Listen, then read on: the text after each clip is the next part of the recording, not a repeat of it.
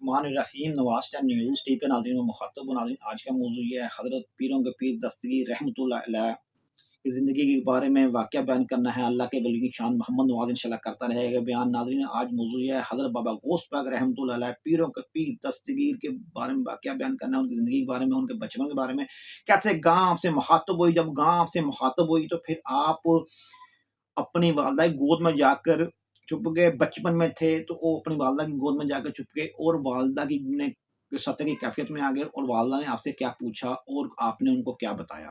बात ये है कि आप बचपन में आप बच्चों के साथ खेल रहे थे, खेलते-खेलते सामने एक गाय आ गई। जिस समय सामने एक गाय आई है तो आप दूसरे बच्चे भी गाय की तरफ लपके हैं खेलने के लिए, आप भी गाय की तरफ चले गए हैं, गाय के साथ खेलते हैं। गाय खेलती-खेलती ना वो भागना शुरू हो गई। जब भागना शुरू हो गई तो हज़रत बाबा गौस पाक रहमतुल्लाह अलैह भी गाय के पीछे-पीछे भाग रहे हैं। दूसरे बच्चे पीछे रह गए हैं, आप थोड़ा-सा आगे निकल गए हैं। तो वहाँ पे जाके गाय रुक गई। जिस वक़्त गाय रुकी है तो गाय ने पीछे मुड़ के गाय ने देखा है और हज़रत बाबा गौस पाक रहमतुल्लाह अलैह को फरमाया है। गाय ने क्या कहा है? गाय कहती है हज़रत बाबा गौस पाक को, गाय कहती है कि हज़रत बाबा गौस पाक, अल्लाह पाक ने आपको इस काम के लिए तो पैदा नहीं किया था, जो आप मेरे पीछे भाग रहे हैं या मेरे से खेल रहे हैं। तो अल्लाह पाक ने आपको खेलने कूदने के लिए पैदा तो नहीं किया था। अल्लाह ने आपको जिस मकसद के लिए पैदा किया है वो आप उस मकसद को पहचाने। तो नाज़रीन ग्राम, जब ये बात की है हज़रत बाबा गौस पाक रहमतुल्लाह अलैह, उस टाइम अपने घर की तरफ चले गए हैं। जब घर की तरफ गए हैं, अपनी वालदा की गोद में जाके लेट गए हैं और वालदा ने कहा, बेटे क्या? कहता है, माँ आपने फरमाया, वालदा वालदा को आपने फरमाया कि मुझे अम्मा जान, गाँ ने गुफ्तगू की, गाँ ने मुझे कहा है कि अल्लाह पाक ने आपको, मैं खेल रहा था तो गाँ से पीछे मुड़ी या गर्दन मोड़ के गाँ ने मुझे कहा है कि अल्लाह पाक ने आपको इस काम के लिए पैदा नहीं किया जो आप ये काम कर रहे हैं। अल्लाह पाक ने आपको दीन की खिदमत के लिए पैदा किया है, तो आप वो काम करें। यानी कि आप मेरे से खेलना के खेल-कूद में टाइम ज़ाया ना करें। मतलब कि हज़रत बाबा गौस पाक रहमतुल्लाह अलैह को गाँ ने पहली जो गुफ्तगू की थी, वो गाँ ने की थी। आपकी मौजूदगी का, आपके वजूद का और आपकी वहदानियत का जो इकरार किया था, वो पहले गाँ ने किया था। वो कहते हैं ना, शेर पुत्र माँ दा ते दुध पीवे गाँ दा। मतलब गाँ का भी बड़ा मकाम है और गाय का भी मतलब क्या है कि गाँ ने, देखो गाय ने क्या कहा, गाँ ने हज़रत बाबा गौस पाक की रुतबे को पहचान लिया। जिसको हज़रत बाबा गौस पाक के रुतबे को गाँ ने पहचान लिया तो बाबा गौस पाक को गाँ कहती है कि अल्लाह पाक ने आपको इस काम के लिए तो नहीं पैदा किया। तो उस वक़्त हज़रत बाबा गौस पाक बचपन में अपनी वालदा की गोद में जाकर लेट गए हैं। उन्होंने वालदा को बताया, सारा माजरा बताया, तो वालदा ने आपको निज़ामिया दर्स के लिए आपको उसमें कुरान पाक की तालीम हासिल करने के लिए और आपको फिर भेज दिया था मदरसे में। नाज़रीन ग्राम, बात ये है कि अब मैं ये 100 बातों की एक बात, अल्लाह जिसको चाहे उस रंग में नवाज़े। कुछ लोगों को होता है कि कुछ लोगों को वो गरीबों को खाना खिलाते हैं, अल्लाह पाक उनको रंग देता है। कुछ लोगों को, कुछ जानवरों को खाना खिलाता है, अल्लाह पाक उनको रंग। कुछ लोग कोई ऐसा अमल कर देते हैं नेकी में, इबादत में, ऐसी यानी कि वो इबादत कई तरह की होती है ना, कि हकूक़ुल इबाद होते हैं, ये एक हकूक़ होते हैं इलाही, जो दुनिया के साथ अच्छा सलूक करेगा, हुकूक आबाद है वो। तो नाज़रीन किराम, वो फिर ऐसे हुआ कि हज़रत गाँव के जब माजरा सुनाया तो देखें हज़रत बाबा गौस पाक रहमतुल्लाह अलैह को जो पहली मुखातब हुई हैं, जो वो गाँव हुई है, गाँव ने आपके रुतबे को आपका बताया है कि देख आप अल्लाह पाक के आप कामिल वली हैं। हज़रत पीरों के पीर दस्तगीर रहमतुल्लाह, नाज़रीन ऐसे नहीं हज़रत पीरों के पीर दस्तगीर बने, उनको अल्लाह ने, उनके अंदर वो क्वालिटी थी। कई वलियों के कंधे के ऊपर हज़रत बाबा गौस पाक रहमतुल्लाह अलैह के बाद जितने वली भी आए हैं, तमाम वली आने हैं या आए हैं, तमाम वलियों के कंधे के ऊपर हज़रत बाबा गौस पाक रहमतुल्लाह अलैह का कदम मुबारक है। क्योंकि हज़रत बाबा गौस पाक रहमतुल्लाह अलैह ने 40,000 के मजमे में कहा था, तमाम औलिया के कंधे के ऊपर मेरा कदम मुबारक है। मुझे बचपन में बुजुर्ग ने दुआ दी थी। तो इस वक़्त हिंदन वली हज़रत बाबा गरीब नवाज़ चिश्ती रहमतुल्लाह अलैह अजमेर शरीफ में थे, इधर थे खिता हिंद में थे। तो आप इराक में बात कर रहे थे। ये 40,000 के मजमे में आपने बात की थी, तमाम औलिया के कंधे के ऊपर मेरा कदम मुबारक जो मेरे बाद आएँगे।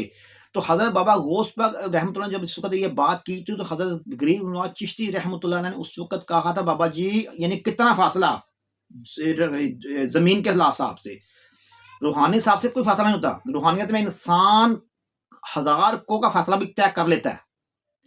तो आपके कान के मुबारक ये आवाज़ सुनाई दी है, हज़रत गरीब नवाज़ चिश्ती रहमतुल्लाह अलैह के कान के मुबारक में जिसको ये आवाज़ सुनाई की दी है, आप 40,000 के मजमे में हज़रत बाबा गौस पाक ने ये बात की, तो आप इधर हिजबेश में बैठे हुए थे। आपने कहा बाबा गौस पाक आपने ये बात की है, बातों में बात की। तो हज़रत बाबा गौस पाक रहमतुल्लाह ने फरमाया, हाँ, मुझे बचपन में बुजुर्ग ने कहा था कि तमाम औलिया कंधे में आपका कदम मुबारक जो आपकी बात आएँगे। तो हज़रत बाबा गौस पाक रहमतुल्लाह ने जिसको ये बात की, हज़रत गरीब नवाज़ चिश्ती रहमतुल्लाह अलैह कौन? जो हज़रत गरीब नवाज़ चिश्ती रहमतुल्लाह अलैह जिन्होंने 9 लाख से तकरीबन ज़्यादा जो मुसलमान किए हैं, तमाम दूसरे मज़ाहिब के लोगों को 9 लाख से ज़्यादा मुसलमान किए। अभी भी हिंदू, सिख, ईसाई जो भी कई मज़ाहिब के लोग आपके उर्स में उसमें आपके मज़ार के ऊपर आते हैं। तो हज़रत गरीब नवाज़ चिश्ती रहमतुल्लाह अलैह उनकी बात कर रहा हूँ, जिन्होंने दाता साहब आकर जो उनकी आपकी हज़रत दाता हज़ूर रहमतुल्लाह अलैह की शान में कसीदा पढ़ा था। क्या कसीदा पढ़ा था? हज़रत गंज बख्श फैज़ आलम मज़रह नूरे खुदा ना कसारा पीर कामल रहनुमा, यानी कि पीरों के पीर पीरों के भी पीर हैं और पीरों की रहनुमाई करने वाले।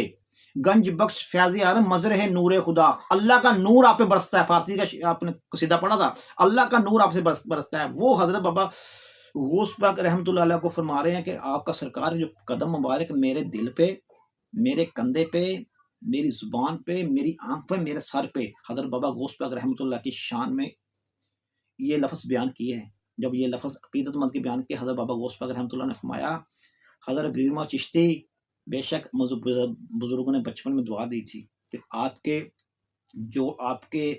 वो बाद जितने वली भी आएँगे आपका कदम मुबारक, मगर मैं आपको ये दुआ देता हूँ, हज़रत बाबा गरीब नवाज़ चिश्ती पूरे खित्ते हिंद में आपके जोड़ का वली नहीं होगा आपके बाद। आपका जोड़ का वली आपके बाद नहीं आएगा, मतलब कि आपके ओहदे जितना नहीं आएगा। नाज़रीन कराम आपके बाद कहा था, यानी कि नाज़रीन कराम बात ये होती है, ये अकीदत भी बड़ी बात होती है। हज़रत बाबा गौस पाक रहमतुल्लाह अलैह फरमाते हैं कि मैं एक मर्तबा एक शहर में दाखिल होने लगा, तो उस वक़्त मुझे ना अल्लाह की तरफ से दिल में मेरे पे इल्हाम हुआ है, तो मुझे अल्लाह पाक ने फरमाया आपने शहर के अंदर दाखिल नहीं हुआ। आप फरमाते हैं मैं उस जगह बैठ गया। जब मैं उस जगह बैठ गया हूँ, कहते हैं कि मैं अल्लाह की इबादत करते-करते मैंने फिर क्या देखा कि मैं उधर लोग मेरे कुछ फासले के ऊपर लोग उस शहर का कूड़ा बाहर ना फेंकना शुरू हो गए थे। कहते हैं कि मैं मेरे सामने मेरे साइड पे कूड़े का ढेर लग गए। मुझे जब तक अल्लाह का हुक्म नहीं हुआ था और मैं उस शहर के अंदर दाखिल नहीं हुआ था।